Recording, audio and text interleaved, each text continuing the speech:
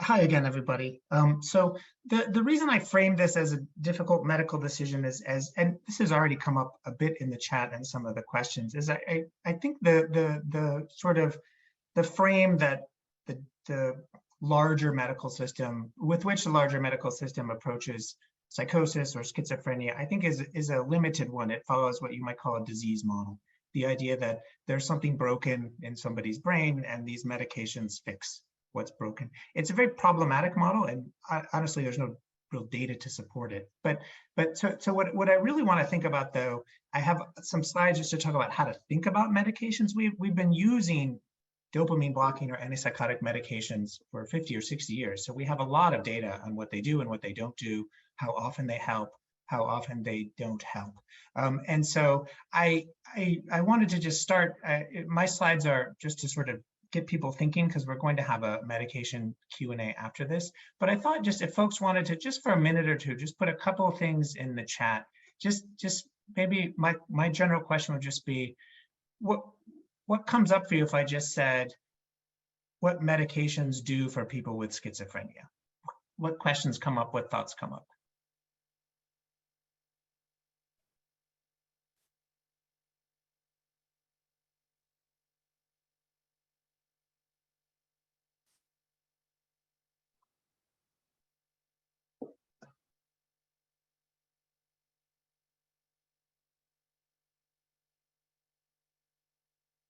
Right, so lots of questions, and thank you for sort of going through the list, because this is what people who take the medications will tell you. I feel tired. I feel slowed. I wonder if they help me enough. I often hear they do help me enough, so I usually let the person taking them tell me how much they help. Right, lifelong, how long are people supposed to take them, right? These are all questions that come up. And I wanted to just maybe my frame, because I think the Q&A, Jake and I can maybe address some of these questions. But I wanted, in my slides, I wanted to think a little bit more just about trying to think about what I think is maybe a more useful frame for thinking about what happens when you block dopamine and what you might expect. And getting out of this sort of, I think the sort of traditional frame, which is that, you know, they're correcting some sort of deficit, and that if you have schizophrenia, you in some sense need that deficit to be corrected. So sorry, I need to change the display setting here.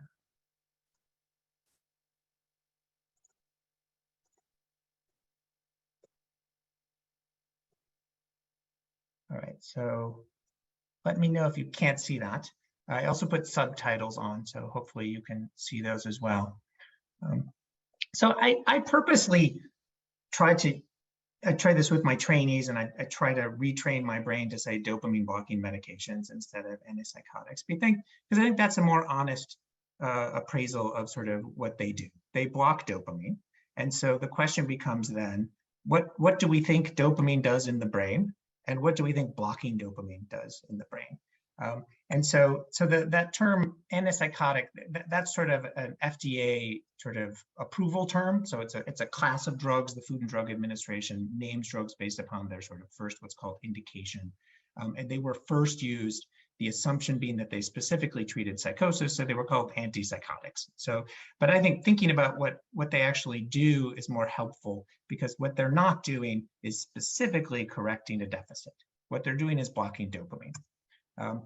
And so all of the medications that are in this class currently, the antipsychotics, they all block the dopamine receptor system. So they all share that. We think that's their main mechanism of action in terms of what we quote unquote want them to do, or what we hope they will do.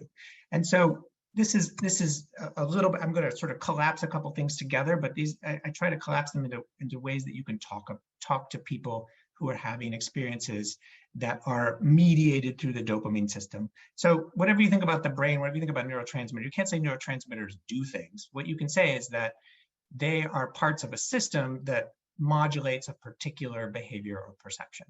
And so what dopamine tends to modulate is a couple of things that are highly relevant to our daily experience.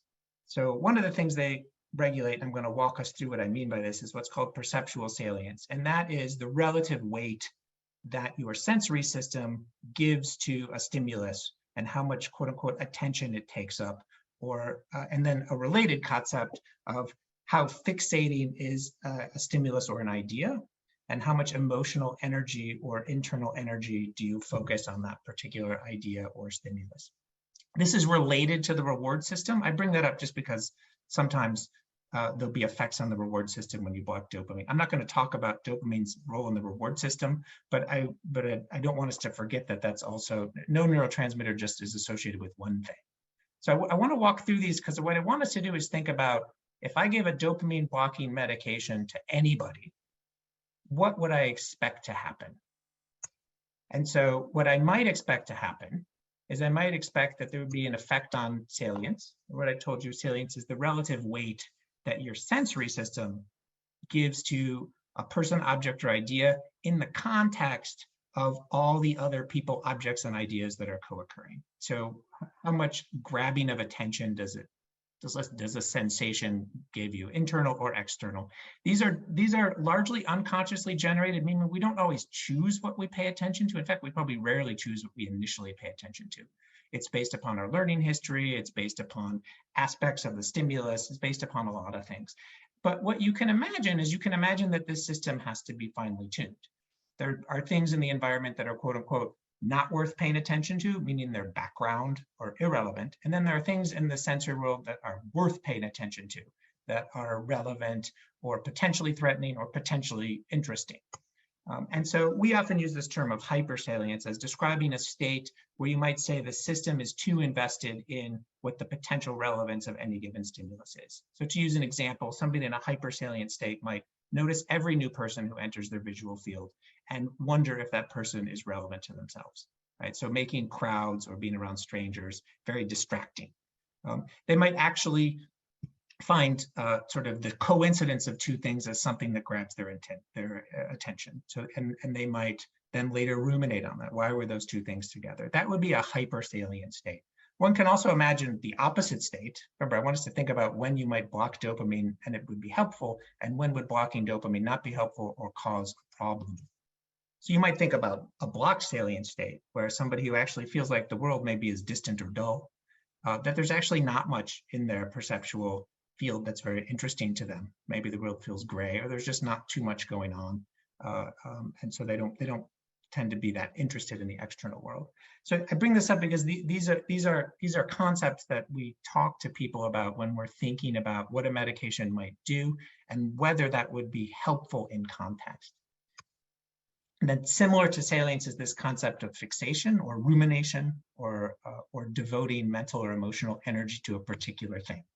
Right? So I'd usually describe fixation as a topic or a theme that involves long periods of analysis and emotional response. So people ruminate on it, they worry about it, they can't stop thinking about it, and maybe they even go down a little bit of a rabbit hole where they start developing new ideas or hypotheses based upon what could be true. And so these would just be examples. So people often fixate on traumatic memories. That's part of the problem with traumatic memories, is that they have this power, this fixative power.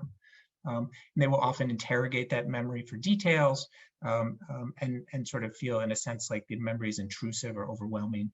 A lot of times people will fixate on past events and try to come to some understanding of something because it was confusing to them. You can see how this would be linked to hypersalience. If you were in a hypersalient state and you noticed a bunch of coincidences and people and places, you would probably then ruminate later on what that might mean, why those coincidences occurred, are they relevant to you, and if so, how? That's a kind of a fixated state. So we often, because we talk to people who are often in fixated states. You can imagine that if I blocked fixation, I might actually have, in a sense, kind of like the outcome of maybe having blocked salience over time. So just kind of feeling out of touch with worry in general, not having a lot of rumination about past events, and not really caring too much for the meaning of things that have occurred in the recent past. And think about these things as being at the extremes, maybe neither extreme being good or being problematic in a particular way. So I think then a question then becomes, well, so that's the theoretical model. That's what we think dopamine does. That's what we think blocking dopamine might do. what we might think a hyperactive dopamine system might be, but let's just ask people, right? So the study I'm referencing here just asked a bunch of people, some people with psychosis and some people who were taking, in this case, antipsychotic medications for reasons other than psychosis. And so they just got asked, before you took the medication, after you took the medication, what did the medication do to your perception and your cognition? And you get some pretty reliable outcomes. And this is whether or not people say they have psychosis. They will say, I don't know, I just feel a little bit less impulsive and a little bit more hesitant. I take a little bit more time to make decisions. Maybe I have a harder time making decisions. I don't feel as sure of my decision making. I just have fewer what I would call creative or highly interesting self-generated ideas. I don't feel as creative. I don't feel as I have as many thoughts. I feel maybe a little bit less passionate in general, maybe a little bit more indifferent, maybe a little bit less affected by things. And then similar to this salience concept, the environment just seems a little damped down, as opposed to maybe before where it felt a little bit heightened. So the environment to me feels dampened instead of heightened. And then similar concept you can imagine is that things seem a little bit slowed down as opposed to sped up. So I don't feel so much flooded by the environment. I feel like maybe the environment is actually a little bit slow. And the reason I'm walking through this, both the theoretical aspects of what dopamine does, as well as what people who take dopamine blocking medications tell us, is I think we can really think about at the individual level, would doing these things be helpful? Would that be a helpful thing? And you can imagine a context in which that would be helpful. In fact, I think a lot of what we call psychotic symptoms often involve hypersalience or fixation. So you can imagine them being helpful in certain contexts, but you can also imagine that maybe in some contexts they would be less helpful. And you can also imagine that in particular at higher doses, you can imagine that these blunting or slowing effects may actually become as big a problem or larger a problem than what they were meant to address in the first place.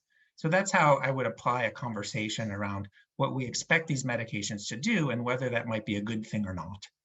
So that's the individual level conversation. And then because it's such a common question and it so relates to our field and how we approach medications, I think a lot of people haven't really been given sort of the numbers on what actually treating large numbers of people, in this case who meet criteria for the diagnosis of schizophrenia, what treating large numbers of people with these medications, what happens, what can we say, and what are the actual numbers? And so if we just look at the studies, there have been thousands to date, right? So I'm referencing huge numbers of studies, and they generally converge on a few points. One is that if I create a scale that measures schizophrenia symptoms, so I give a hallucination scale and I give a paranoia scale, et cetera, what I find out is that from a statistical standpoint, on average, people's measurements on that scale reduce by a moderate amount. You would say a small to moderate amount. This is the average effect. So it's a larger effect than, say, antidepressants on depression. So you might call it more of a moderate than a small effect. It's not a huge effect, and it's an average effect. But what you also find is there's a huge range. And so you find this point sometimes doesn't get emphasized enough. I think it's an important point. Probably something like 20 to 25% of people get no appreciable benefit from antipsychotic medication, even after a couple of trials. Now, maybe you could reduce that to 15% if you tried a couple of medications, but even after a couple of trials. So that's an important point. So I think we often hope or we assume that everybody will get a response. That's just not the reality.